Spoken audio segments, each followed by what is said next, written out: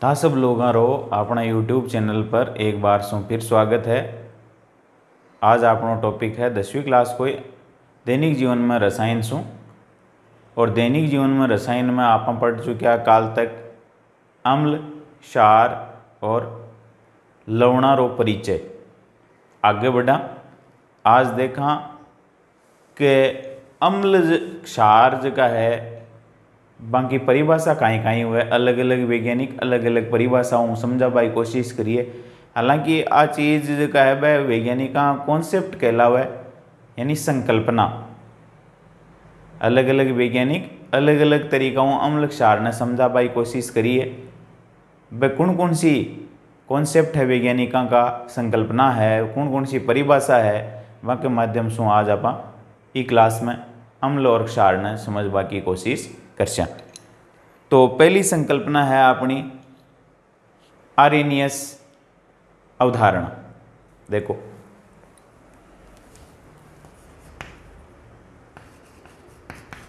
आर्रेनियस अवधारणा, इन बोले आर्रेनियस अवधारणा, आर्रेनियस कॉन्सेप्ट।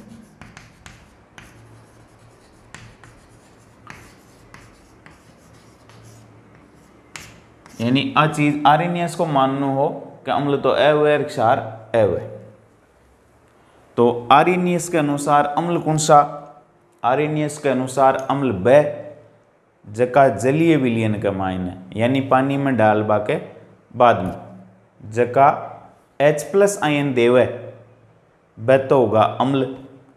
और जका क्षार है वह जलीय विलयन में जका OH- आयन देवे बने आर्रेनियस जो का है वह खेदियो क्षार। तो ये अवधारणा की विशेषता होगी अम्ल। इस अवधारणा के अनुसार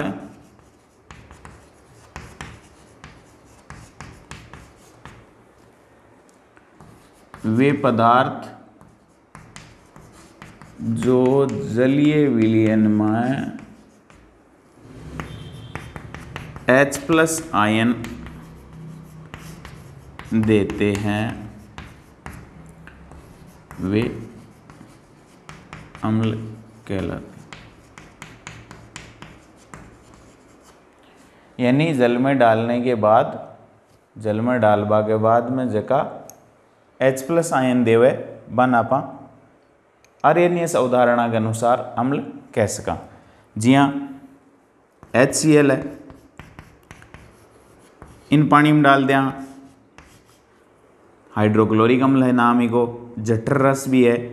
पानी में डालने के बाद में OH+ आयन देसी तो ओ तो H+ ही को अलग और साथ में हो जैसी Cl-। अब H+ जो है वो एक लोग नहीं रह सके। क्यों? क्योंकि ये H+ की स्थिति आप देखा अलग अलग प्रकार का जगह सीरियल आवे बम नारद जी हर जगह अपन मिल जाए घूमता फिरता, कटे भी आ जाए वह भी। यही हाइड्रोजन की स्थिति है, वो भी घूमतो फिरतो तत्व है आवर्त सारणी को, और कदे कोई कन कदे कोई सा तत्व कन घूमतो रहे। तो वो Cl गनु तो निकल जाए। अब छोटो आकार को है इसलिए को स्थायित्व है कम है, तो वो जल अणु के साथ जुड़ और एक आयन बना ले है। ये आयन को नाम है हाइड्रोनियम आयन। हाइड्रोनियम आयन यानी वो अम्ल तो टूट गो H+ और Cl- के मायने। हाइड्रोक्लोरिक अम्ल H+ और Cl- के मायने टूट गो तो Cl- तो अलग होगो।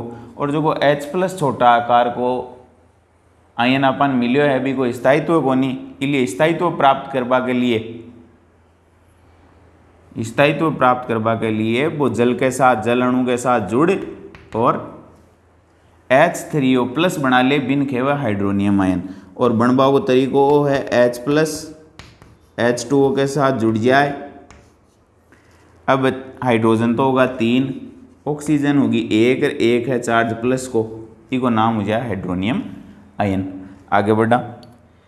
HCl के अलावा अपन कन एसिड और है, एक है HNO3, इको नाम है नाइट्रिक अम्ल। इन पानी के मायने मिला दें आप, जना OH+ तो जुड़ जाएगी जल के सागे, पानी के सागे, वो तो बन जाएगी H3O+। और गेलन यदि O+ है तो O गेल को पार्ट रह जाए माइनस, यदि प्लस निकल रहा आएगो तो पीछे माइनस शेष रहेगो, NO3-।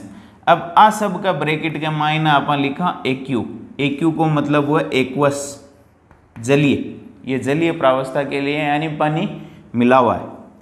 इनमें भी आप लिखा कि ए आयन जगह अपन प्लस और माइनस वाला मिला है, वह पानी के मायने मौजूद है। इसके अलावा भी एसिड है अपन गन H2SO4, इनका वहाँ पर सल्फ्यूरिक अम्ल, वो भी जल के साथ बई तरीकों में भी क्रिया कर सी। H2SO4 इमो H+ निकाल दो और इन दे दो, तो इमो H+ निकाल सिया, H+ इमो निकल गो तो शेष रह जैसी माइनस, और HSO4 जत्ता प्लस निकालो बताई भी दूसरोड़ा पर माइनस लगा दो, और H+ अठ्यों निकाल और इस जल का अणु दे दो तो वो बन जैसी H3O+। इसके अलावा और भी एसिड है अपने कन, एसिटिक एसिड CH3COOH, ओ जलीय विलयन का मायने यानी पानी में टूटर देसी H+ ओ भी, तो H+ तो जल के साथ जुड़ जैसी, तो वो तो बन गो H3O+ हाइड्रोनियम आयन। पीछे रहेगो CH3COO-। इनके वहाँ आप एसीटेट आयन, कौन सो आयन, एसीटेट आयन। इसके अलावा अपन गन एक और एसिड हुआ है जहाँ कार्बोनिक एसिड H2CO3, वो पानी के मायने टूटर H+ और दे दे HCO3,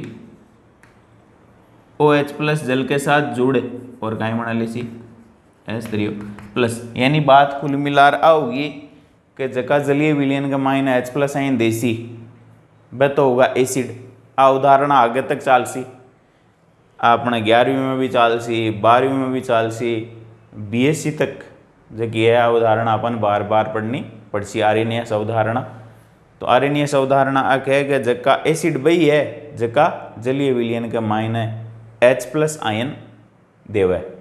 जलीय विलयन ने आप जलीय प्रावस्थान दर्शावा के लिए AQ, एक्वस का मतलब होता है जलीय, वो AQ लिख रखे हो आप ब्रैकेट के मायने। आ तो बात हुई आर्यनीयस अवधारणा के अनुसार अम्ल। अब अम्ल भी दो प्रकार का हुआ है, एक तो हुआ दुर्बल अम्ल,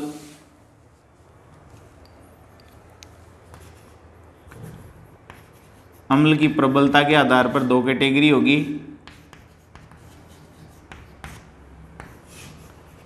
प्रबल और दुर्बल। प्रबल ने आप कहवा स्ट्रॉन्ग, दुर्बल ने कहवा वीक। तो प्रबल अम्ल कौन सा हुआ है, जका जलीय विलयन के मायने पूर्णतया आपका आईना में टूट जाए, बन कहवा आप प्रबल अम्ल। जी हाँ, पहले तो परिभाषा देख लिया, वे अम्ल जो जलीय विलयन में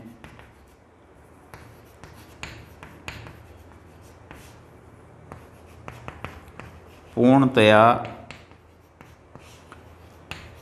अपने आयनों में विभक्त हो जाते हैं। वह होगा प्रबल अम्ल। उदाहरण आपने प्रबल अम्ल का उदाहरण है HCl हाइड्रोक्लोरिक अम्ल। अब ये प्रबल अम्ल को मतलब वो हो गए जहाँ HCl का 100 मोलिक्यूल है, जहाँ लिक्विड ले रखे है 100 अणु है या 1000 अणु है 5000 अणु है, इन पानी मिला दियो आप तो 5000 अणु टूट जाएला कम है, 5000 तो दे दे सी H+ और 5000 ही दे दे सी Cl-। 5000 molecules of HCl if we added water then gives 5000 H+ और 5000 Cl-। तो वो है स्ट्रॉन्ग एसिड, प्रबल अम्ल। अब दुर्बल अम्ल कौन सा है? वह अम्ल जका ने पानी में डालने के बाद में भी बाको 100% आयनन नहीं हुआ, यानी वो पूरा आपका आयना में नहीं टूटे। जिया के अपन पर एसिटिक एसिड है अपन कन, और भी का अपन कन 500 मोलिक्यूल, मोलिक्यूल का मतलब अणु है, 500 अणु है, और वह 500 अणुअन पानी में घेर दिया, यानी लिक्विड है अपने पास एसिटिक एसिड वालो, बिन पानी में आप घेर दियो तो 500 का 500 नहीं टूट रहा, 300 तो टूटगा और 200 बिया का बिया ही शेष रहेगा। तो वह है वीक एसिड। वे अम्ल जो जलीय विलयन में पूर्णतया अपने आयनों में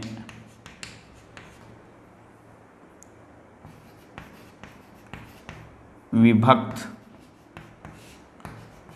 नहीं होते हैं वह दुर्बल अम्ल कहलावा है। दुर्बल अम्ल कहवान आका उदाहरण है, जिया एक एग्जाम्पल तो अपन गन है एसिटिक एसिड को, और दूसरो है कार्बोनिक एसिड को, यह दुर्बल अम्लों की श्रेणी में शामिल किया गया है। तो अम्ल, अम्ल की परिभाषा आर्हेनियस के अनुसार प्रबल अम्ल और दुर्बल अम्ल। फिर आप आगे बढ़ा, आर्हेनियस के अनुसार क्षार कौन सा है? आर्हेनियस के अनुसार क्षार कौन सा है?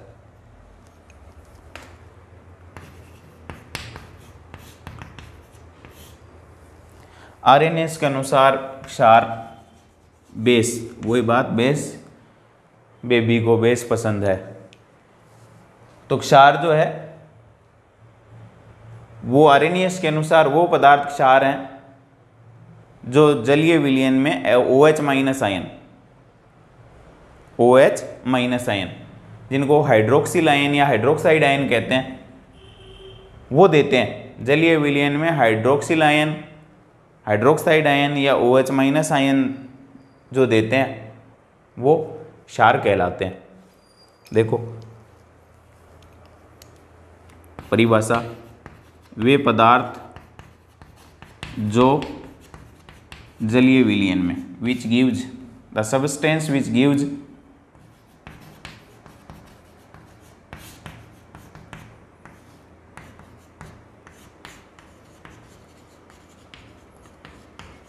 जलीय विलयन में हाइड्रोक्सिल आयन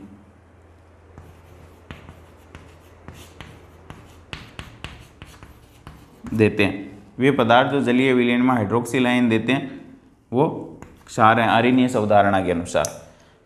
उदाहरण के लिए NaOH।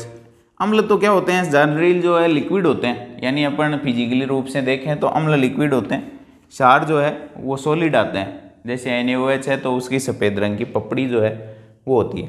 अब ये NaOH जो है वो पानी की उपस्थिति में, जल की उपस्थिति में, यहाँ पानी लिख देते हैं, ये टूट जाता है Na+, ये जल के अंदर आ जाएगा और OH-। ठोस में था पहले, अब पानी में घोल देंगे तो Aq लिख देंगे ब्रैकेट में, एक Na एक OH, पूर्णतः अपने आयनों में टूट जाएगा, वो आगे बात करेंगे अपन। फिर KOH, ये भी ठोस, पानी में मिला देंगे तो एक तो देगा K+, ये जलीय अवस्था में, और दूसरा देगा OH- आयन, ये KOH। ऐसे ही कैल्शियम हाइड्रोक्साइड ले लेते हैं, CaOH का होल ट्वाइस, ये तो वैसे ही जलीय प्रावस्था में चूने को पानी के अंदर मिलाते हैं तो ये बनता है, ये हो जाएगा Ca+2 और 2OH-। इस तरीके से अपने आयनों में टूट जाते हैं। तो जो OH- आयन जलीय विलयन के अंदर देते हैं वो आर्हेनियस के अनुसार क्या कहलाते हैं? क्षार कहलाते हैं। अब क्षार भी अपने वही दो प्रकार के हैं, कौन कौन से? एक तो हैं दुर्बल क्षार, एक होते हैं प्रबल क्षार। क्षारों को दो वर्गों में बांटा गया है, एक तो हैं दुर्बल, एक होते हैं प्रबल।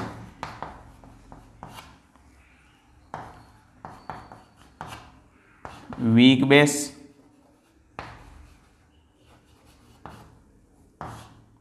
Strong base.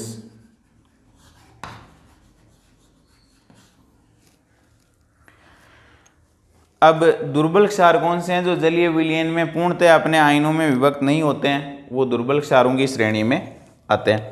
अब दुर्बल क्षारों की श्रेणी के अंदर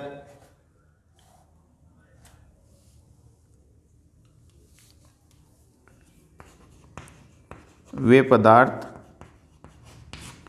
जो जलीय विलयन में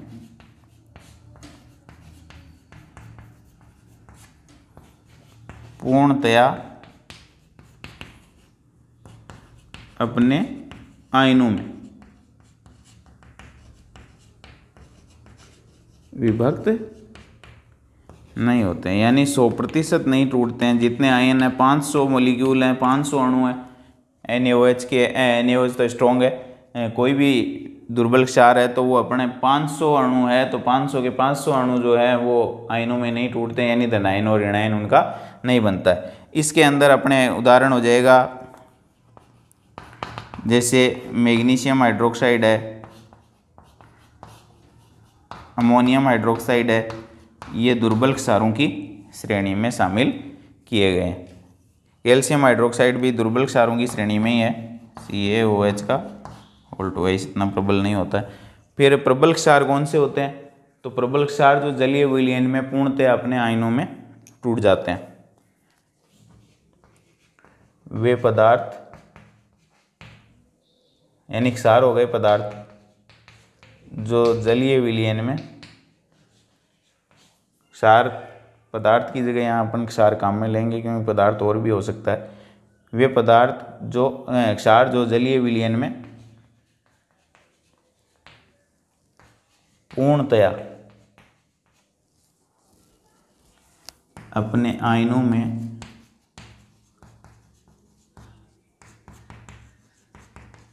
विभक्त हो जाते हैं, वो कहलाते हैं प्रबल क्षार। उदाहरण है अपने NaOH, KOH, RbOH, CSOH, इनको कहते हैं sodium hydroxide, potassium hydroxide, rubidium hydroxide और सीजियम हाइड्रोक्साइड के नाम से जानते हैं। तो ये तो हुई प्रबल और दुर्बल क्षार की बात। अब अपने यहाँ जो है अम्लों से मिलने वाला H+ और क्षारों से मिलने वाला OH- आयन जो है वो अभिक्रिया करके जल बना लेते हैं, और वो अभिक्रिया होती है उनकी उदासीनीकरण, जिसकी बात अपन कल कर चुके हैं। अब आर्यनियस अवधारणा की कमी क्या रह गई? अब कमी तो कोई भी आदमी, आर्यनियस ने प्रयास किया समझाने का तो कमी रह गई। अब कमी हर आदमी में रह जाती है, कोई ना कोई कमी निकालने वाले भी मिल जाएंगे। तो आर्यनियस अवधारणा की कमियां, अब आर्यनियस ने तो एक ही बात करी, आर्यनियस बात करी जगह का माइन H+ है या जगह H+ आयन जलीय विलयन में देवे वह तो एसिड है, जगह OH- आयन देवे वह क्षार है यानी बेस है। अब बताओ थे कि जगह के माइन एसिड में या बेस के माइन H+ और OH- जगह है ही नहीं, बन अपन क्या ढूंढ सिया कि वो तो एसिड है वो बेस है, और आई कमी रहेगी। यह अवधारणा, यह कॉन्सेप्ट यह नहीं बता पाई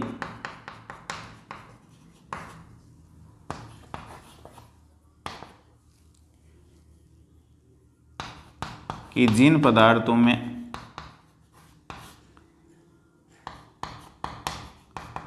H+ या OH- आयन नहीं होते हैं,